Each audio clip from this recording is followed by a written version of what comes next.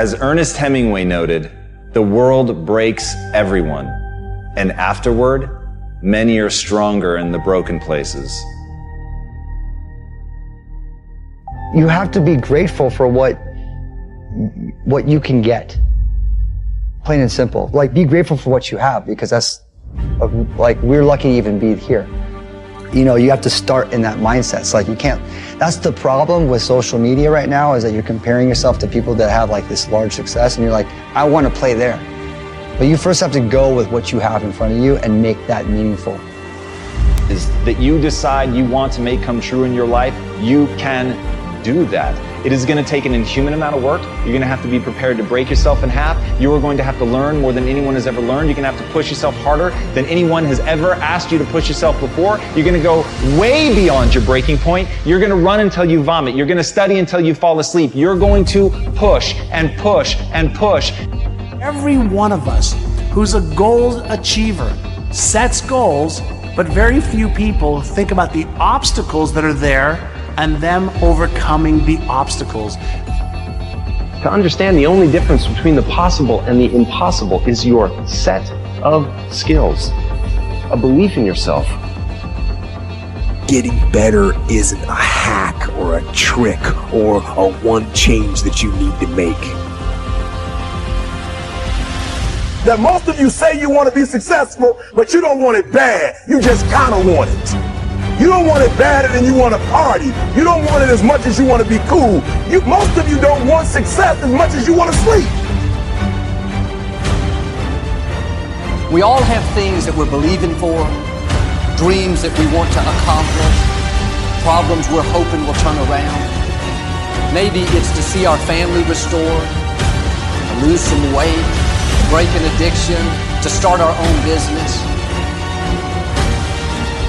But sometimes, as it goes on, month after month, even year after year, we don't see anything changing.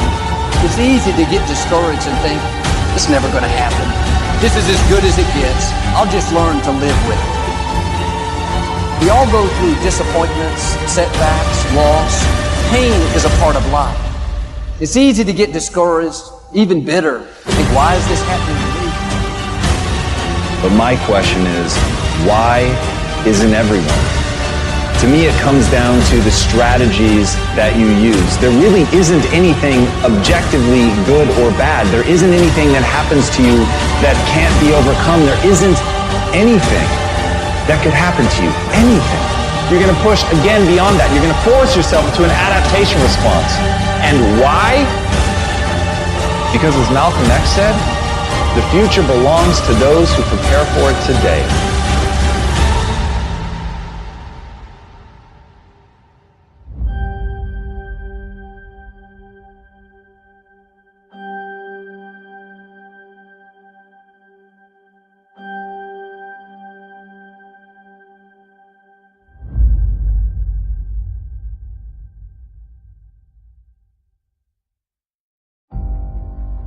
If you constantly remind yourself, after every defeat, after every setback, every time you get knocked down, I've got a saying, if life knocks you down, try and land on your back, because if you can look up, you can get up. See, a lot of people, because of failure, they stop believing. Let me share something with you. You will fail your way to success. Yes. 8 out of 10 millionaires have been financially bankrupt. You will fail your way to success. It doesn't matter how many times you fail. It doesn't matter how many times people tell you that you can't do it. It doesn't matter if you don't have a dime in the bank. You will fail your way to success. You don't make excuses for the failure, you grieve it. You feel the pain. You don't brush it off, you don't downplay it. You feel the pain and you don't rush to feel better.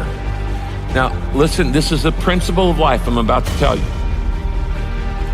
To get past it, you gotta go through it.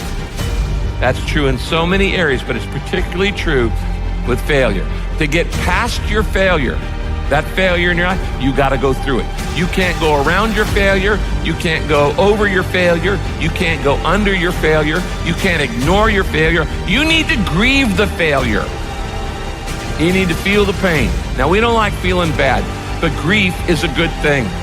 Grief is the way we get through the failure, and grief is the way we learn the lessons. So often, we want to just, when we fail, we want to just forget it, push it aside, stuff our emotions, and then immediately go to the next thing. When you stuff your emotions, when you swallow your emotions, your stomach keeps score. It's kind of like, what if you took a can of Coke and you shook it up for a long time and then you put it in the freezer? What's going to happen to it? It's going to explode eventually. It's going to come out sideways. And this happens in your life when you don't deal with your emotions properly. This is why sometimes 6 months after failure, a marriage falls apart. Or 6 months after somebody gets laid off work, there's another problem. There's a physical health problem, things like this. Because you've shaken up the can and you've got all these emotions feeling inside of shame and regret and fear and insecurity and all the things that come with failure, and you're not dealing with them. And so you shake it up and you say, we're just going to put this in the refrigerator and try to forget about it, and we're going to freeze it, and it's going to explode, and it's going to come out sideways in an affair or in wrong behavior or an impulsivity or an addiction or all kinds of other things. I have seen this thousands of times in people's lives. You don't minimize it. You don't rush to feel better. To get past your failure, you've got to go through the failure. It is far more fun to die on your sword than to die on someone else's. I'm inspired, YouTube. We're gonna make this the episode thing. You'll get whatever you want, Tyler, but this is the core of it. You just saw it on stage. Oh, sorry. You just saw it on stage. Dying on your sword is better than dying on someone else's. So many of you are doing things, making decisions, and navigating your lives based on somebody else's thesis. You're doing it because you think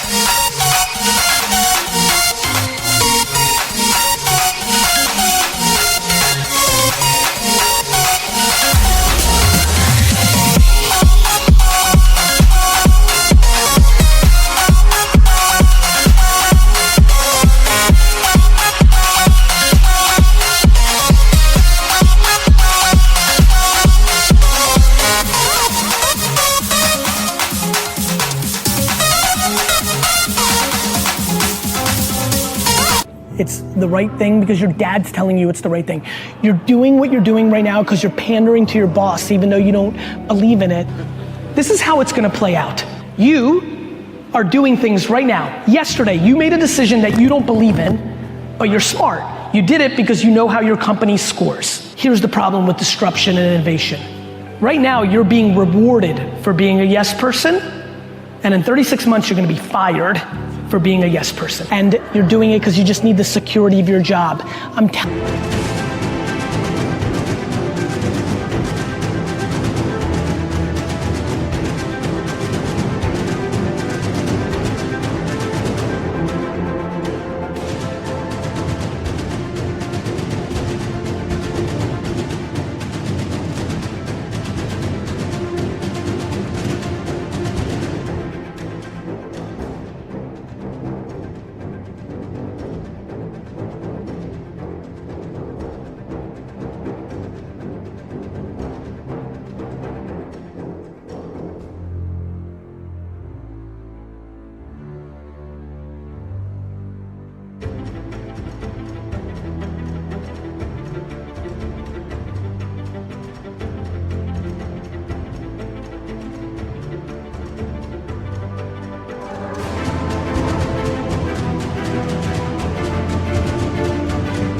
You right the now. If you're watching this vlog and you've got that means you have a certain DNA. Please, I implore you, please die on your sword, not somebody else's.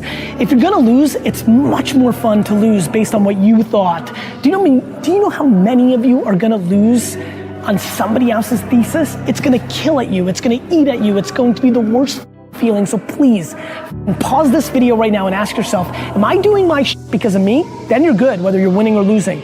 Or am I doing it because somebody else is telling me it's the right way? Or I'm subconsciously pandering to please somebody or something because I need the short-term stability.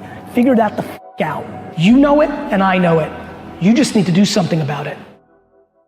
Losing focus is another way that founders get off track. I actually think this is a symptom of burnout.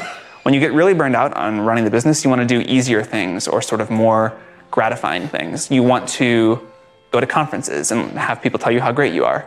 You know, you want to do all these things that are not actually building the business.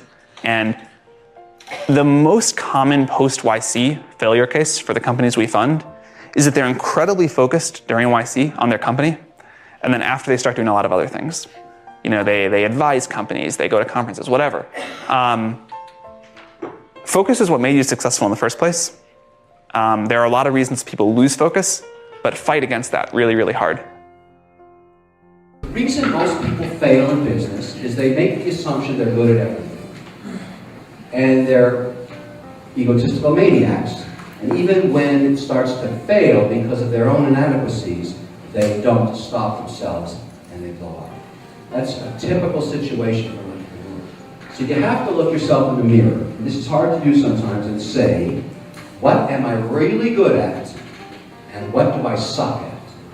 Because you don't want to spend any of your time doing things you're no good at. And I'll give you an example. I hate logistics and operations. Now, when you run a software company, you have to make 10 million disks a month, and you don't like that, you better find a guy who knows how to do that. And you better make him your partner very early on in the process. And I mean partner. I mean you give him something. You give equity up to fulfill the weaknesses in your own portfolio. That is the key to success. I have never made any money doing it all myself, ever. I've sold many businesses now. Started many, failed at many. The only ones I really made money on were partnerships, where I found people that were good at things that I wasn't good at. I don't mean employees, I mean giving them equity in the business so that they have the same risks and desires that I have. There's only two things in business that matter. One is owning it, and the other is being an employee. Guess which one you want to be?